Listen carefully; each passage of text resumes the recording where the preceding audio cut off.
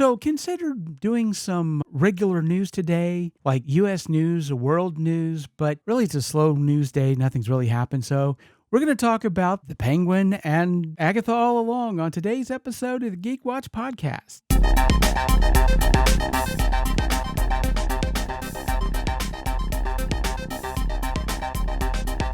This is the Geek Watch podcast with Brian Hatcher and Mandy Petry.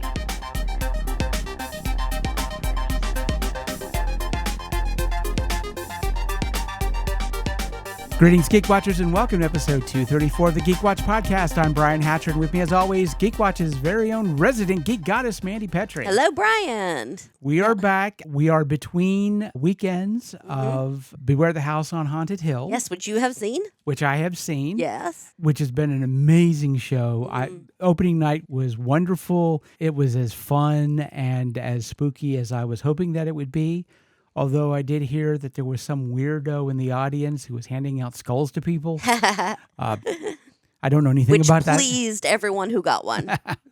I usually like to do opening night and closing night. Okay. I will stuff my pockets full of more skulls. or I'm sure the person who's going to be there will stuff Giving out skulls, yes. Stuff their whomever that may be. Whomever that might be. So I did want to talk a little bit about the trailer that Disney Plus just released. A sneak peek of the... Yes, an amalgamation, if you will, or yes, composite? I don't know what we would say, what we would call that. Buffet. A buffet. A buffet of all the different shows that are going to be coming out the end of this year and next year, what we're going to see in 2025 on Disney Plus, the Marvel television. And, of course, right on top of the list is next Tuesday, from the time we're recording here. Next Tuesday, we're getting Deadpool and Wolverine. It's finally being released on Disney Plus. For those who have not had a chance to see it in the theaters, of course, now it's coming out. Yes. Now you're going to finally get to see it. See all those wonderful cameos. Yes, which it'll be interesting. I have seen some people who purchased it because you could buy it and watch it. And it surprised me how many people who were doing reactions who were absolutely surprised by a lot of these cameos. And I'm like, after all this time, you managed to avoid spoilers on the internet? Great gods of spoiler avoidance. Tell me your secrets. Teach me your ways. That's it. They were Amish. Yeah, it had to be something. But whatever that great secret was, please show me your wisdom. Yeah, I just learned that an Amish cheeseburger is a grilled cheese. That was an interesting trivia. Cheese bit. There you go. I have actually been to Amish country in Pennsylvania. It was funny because I saw the Amish in a town in Pennsylvania called Intercourse. I was, in fact, in Intercourse, Pennsylvania, where you can buy a T-shirt that says, "I love Intercourse," which, in case you're trying to figure out where Intercourse is in Pennsylvania, if you're looking for Intercourse, just be careful because if you drive too far, you're going to run right into Blue Ball. People are going to be like, he's making that up, and then they're going to pull out a map and go, like, that's real. Yeah, that's a thing. That's a real thing. So we got a taste. We're going to see Deadpool and Wolverine in a week. That's coming out. Then in December, we're going to get the third series. And from what I understand, the last series of What If. Oh, but yay, we're getting it. But oh, yeah, we're finally getting into that. Yeah. And next year, we're getting Marvel Zombies, finally. Yes. We're getting Ironheart. We're getting Wonder Man. Wonder Man, yeah. Yeah, which he was an Avenger. But it's strange because in a way, it seems like the character isn't really a superhero. He's just wanting to play one. Yeah, we're going to see how that and feels greatest Samaritan of what's going to happen. It's interesting because it seems like they're teaming him up with a familiar character from from Iron Man 2. Yes, Iron Man 2. And I don't remember the character's name, but he called himself the Mandarin, but he wasn't actually. Okay, yes. Now I remember him being the fraud. Yes, the fraud. And of course, he winds up making an appearance in Shang-Chi. They bring him back. I'm trying to remember. And again, I his name has slipped my mind at the moment, but that's going to be an interesting take on that character. You have somebody who's playing a hero, and he has helping him somebody who played a villain. So they haven't given us a whole lot of detail. We also got to see a really nice amount of footage from the new Daredevil. Right. Yes. which I think We're getting Wilson Fisk. We're getting Frank Castle. We're getting a bunch of favorites back. I mean, we're getting Karen and Foggy back, which there had been talk at the beginning about perhaps killing those two characters off for simplicity. And it's like, I'm glad they decided not to do that because people wouldn't have been happy about it. Right. I wouldn't have been happy about it.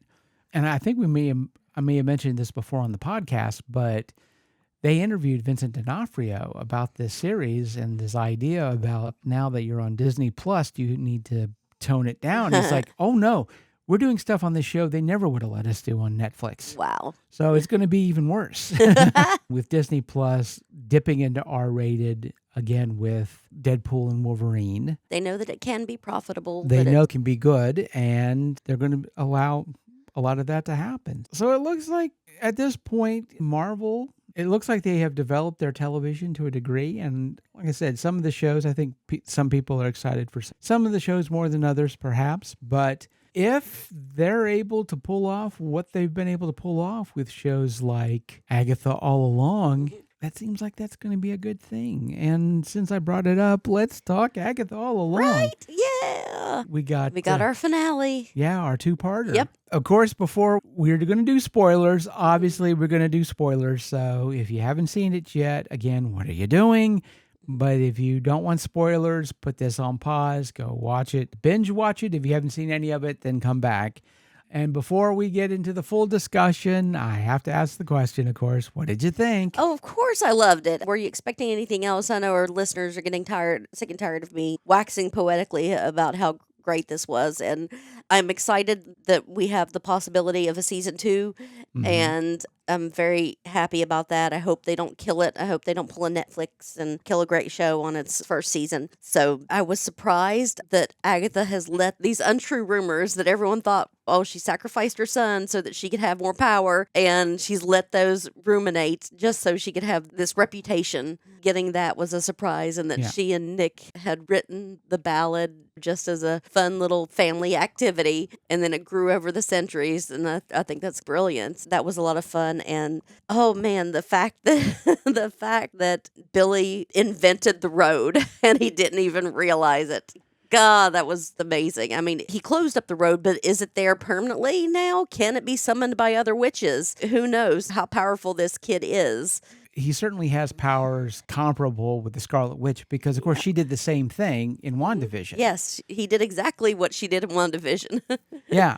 It is interesting, like you say, that Agatha let these rumors go. Partially, as she explained to Death, was because the truth is worse to her. And I have to give this show a lot of credit because a lot of the things that happened, especially in the two-parter finale, a lot of those things that were done in that episode normally would have absolutely tanked the show. Except that they were done so well and so deftly that it works. Agatha All Along is very much like Breaking Bad because you have a character that you sympathize with to some degree, but they're not the best person. Right. And Breaking Bad breaks the cardinal rule of storytelling, which is you have to have a sympathetic protagonist. Your main character has to be somebody that you sympathize with and understand. Walter White just ain't that guy. He's just not. But the thing is, in a real sense, Agatha's the same way.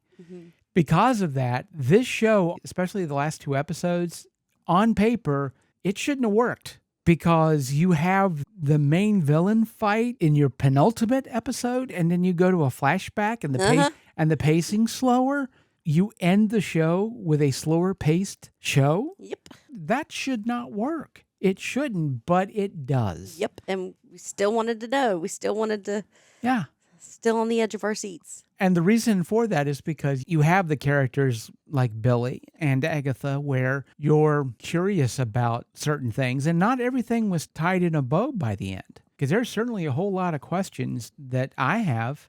And again, not answering all the questions could have tanked the show. I mean, you look at Lost. They didn't tie up everything. But again, this comes back to storytelling. If you have built a relationship of trust with your audience, then you can get away with certain things that otherwise you wouldn't. Because in Lost, by the time that they got to the end and not everything was tied up on a nice bow, because the audience trust had disappeared, people weren't sitting there thinking maybe they did that on purpose. No, they just accused the show of being bad.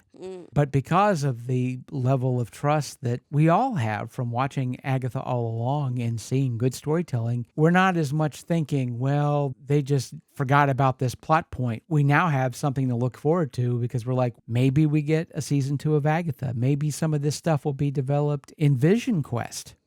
Because we still have that as a show and we don't know anything that's going on. But it makes sense that Billy and Tommy will show up in that show to some degree. Will we get Young Avengers, and will they be there? And Yeah, that's another question, because certainly they're slowly developing Young Avengers. It's not going to be in 2025, obviously. Right. There are so many questions that I still have, like, okay, Agatha had a kid. Who's the dad? Is there a dad? Is something weird going on? If there is a dad, that makes the story interesting, because obviously Agatha was in a relationship with Death and somebody was cheating here, obviously, which really puts that whole scene where Death comes to the fact that she says, I made you from scratch, leads me to believe that it was a human. But if being a fan of the comic, isn't it supposed to be Mephisto? Don't know. That's another thing. Yeah, because his name's Nicholas Scratch, and everybody ties that into Mephisto. But now in the story, because this isn't from the comics, obviously, but now you have an explanation for that name. Right. That was a very deft touch there. It's like, why do they call him Nicholas Scratch? No incantation, no spell. No spell. I made you from scratch. Yep. I thought that was amazing. I love that. But if there was a father, Agatha ran off because obviously she was traveling with Nicholas. So it seemed like she was running away. She was definitely running away before she gave birth. Yep. So there may be something there that's going to be developed into a story. So she was definitely, it seemed like running away, maybe gathering power, meeting as many witches as she could, take their power. So she was running to something, but possibly running away from something as well. Maybe there was something illicit going on, possibly cheating on Death, literally trying to cheat Death. She's giving birth to this child and Death shows up. And on top of, oh my God, this baby's going to be stillborn, but oh my God, she knows something happened. So that, again, plays into that so much more. We were both talking about how wonderful it was with episode 7 and Lilia and all the things that were left as breadcrumbs all through the episodes, where it's like, oh, now we understand this whole thing, right? Not realizing there was an entirely different trail of breadcrumbs that was being left. Because like you said, Agatha had made this whole thing up. It was a grift. It was a grift, basically, to trick covens of witches. Yes. And that was her game the whole time. It's like, I'll lead you onto the road, and they would sing the song, which was the spell, and the spell wouldn't work because, of course, it wouldn't. Yep. And Agatha would antagonize them to make them attack her. And steal their power. Which was what she was going to do at the beginning of the show. And you could see she was getting ready to start doing it until the road showed up. And it was like, what? And now you get to go back in those situations knowing that wait a minute, this shouldn't be working. And there's all these micro emotions that come out that don't necessarily make sense. I think that they do because you're not necessarily reading into that. Doesn't seem appropriate necessarily. But there are certain things that Catherine Hahn does because she's got a secret we don't know yet. And then you go back and you watch those and you're like, this is that moment where she just realized, oh, the teen. Yeah. He's like his mom. This is because of you. Yeah.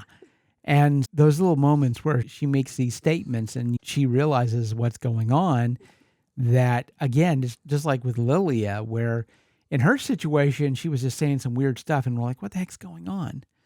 But in Agatha's case, she was saying stuff that we thought we understood what she was saying. Oh, no, there was some stuff going on there. And we don't get to find out about that until just a little bit later when we get the reveal, which is, again, deftly done, amazingly done, and another level of just incredible storytelling, which, and I don't know if you heard this or not, but Agatha has managed to accomplish something that no other Disney Plus show has been able to do, which is over the course of the show, the audience for Agatha All Along has increased. Aha. Normally, what has happened with pretty much all the Marvel shows, and even like the Star Wars shows on Disney Plus and other shows, you get a big audience toward the beginning Mhm. and it starts to dwindle. People get bored with the Uh-huh. show, and depending on how successful the show is, how much leakage you have. But Agatha All Along started sizable, Mhm. decent, but then the word of mouth started getting out there, and people were like, "Oh, you got to watch this. Yeah. This show is a heck of a lot better than we've been giving it credit for." Mhm. And so the audience has been growing as the show's gone along. Each episode, you see a little bit more. That word of mouth started to carry, and people were getting this idea, wait a minute, there's some really interesting stuff going on here. You should give that show a chance. And every week you'd have an uptick of the previous episodes because people were watching them to get caught up. And Mhm. then that audience would carry over, of course, to the latest episode, more and more until you got to the 2 parts of the season finale where everybody was Yes, everyone gathered together. exactly. Yep. So again, this is not typical for Disney Plus shows. It's not typical for a lot of shows, really. Mhm. But that was the strength of the show, to the point where Catherine Hahn was posting on Instagram thanking everybody because of the amount of support and love they got for the show. Yeah. And that was just something that continued to grow. And again, it's not something that's typical for these type of shows, but it's exactly what Disney Plus needed, because going back to the sneak peek, they've got some stuff coming up and they needed some momentum. And I think Agatha All Along really has developed that momentum, because we know they didn't just screw up and not close a few loops. There are some questions left to be answered that I figure possibly in a second season of Agatha, which I hope we get, because I really want to see that world, Absolutely. more of that world. But also maybe we see some of it in Vision Quest, perhaps. But the ball's rolling, and that's wonderful. And I'm Yeah. glad finally that there's something on Disney Plus that in the Marvel sphere that I can back 100%, because it's been a little while. Mhm. Because Secret War, that wasn't it. I think that disappointed me more than anything because the potential was unbelievable and it just was absolutely squandered. It started badly. It killed off a well-loved character. I tuned into the show because I wanted to see Agent Hill developed. She's mostly a background character. And I'm like, oh, this is awesome. We're finally going to get to see her in her element. We're going to get to see her develop in a character, and they kill her off right toward the beginning. Ugh.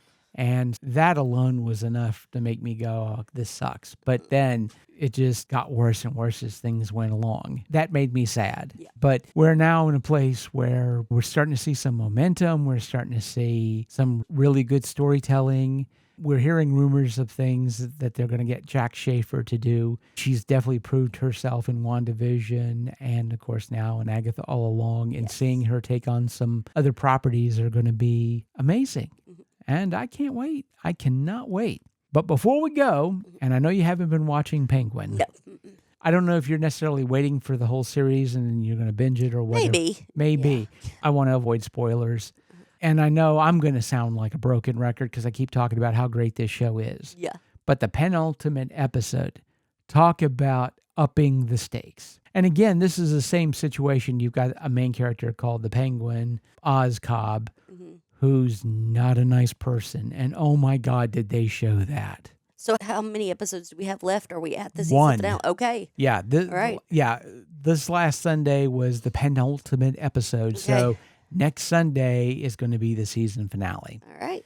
And they have definitely set things up. The dominoes have been laid. The table is set. The meal is ready to go. And Mhm. it's going to go down. But the thing with Sophia and Oz, they're at a place now where they have to collide. Uh-huh. We've already been told that the second of the Reeves Batman movies are going to be based off of what happens out of the show. So it's going to Oh. it's going to lead into this. As ruthless and as cunning as Oz Cobb is, as the Penguin is, yeah, Sofia Gigante is the match for him. Okay. To see the two of them just go at each other as enemies, they are perfectly matched. Sophia is no F's given ever. Not going into any spoilers, but the way she gets the upper hand in this penultimate episode, in episode 8, the way she gets over on Oz, as Oz in a way gets over on her, but she ups the ante and makes things so much worse. And again, not going into spoilers, but there's a cliffhanger in episode 7 where sphincters tightened audibly in the audience as we watch this. We're like, oh no, this is not good at all. It develops into something even worse. Definitely episode 8 does exactly what you want that episode to do, which is make us go, oh my God, what's going to happen? How bad does this get? What has to break? Because it could go either way. It's not a matter of by the end the Penguin has to win because his name's on the show. Oh no. Oh no. Sophie could win, or maybe nobody wins. That's definitely... Maybe the Penguin is just a title, not a person. Well, anything could wind up happening. You've got this great character in the Penguin in Oz Cobb. You've got this great character in Sophie Gigante, once the Falcone, who has taken over her family in one of the most ruthless scenes you can imagine. I mean, if you like The Godfather, but you thought, oh, I wish there was just a little bit more blood in it. That's what this show's about. And I don't know if we're ever going to actually see Batman. Maybe we get a hint of Batman, but that may be about the extent of it. But this show, oh man, it is incredible. It's some amazing writing. I've been wonderfully blessed in the fact that I've gotten 2 shows almost pretty much simultaneously with some of the best writing I've ever seen on television at this point that has had me captivated, has had me interested. With everything that has been set up with the Penguin, with the showdown that has definitely been set up, with everything that could possibly happen, and as bad as things have gotten, things are definitely going to get worse, but where it all ends up, I guess we'll see. We shall see. And with that said, we come to the end of episode 234. Thank you for listening, and tune in next time for the latest in geek news and views with the Geek Watch podcast. From Mandy Petry, this is Brian Hatcher, reminding all the Geek Watchers out there, we're all geeky about something. Be proud of yours. See you next time. Thank you for listening to the Geek Watch podcast. If you enjoyed this program, don't forget to like and subscribe on your preferred platform and share this podcast on your social media. For links to all the ways you can listen to the Geek Watch podcast, as well as leave comments and suggestions, visit our website at geekwatch.net. The Geek Watch podcast is a Hanging J production.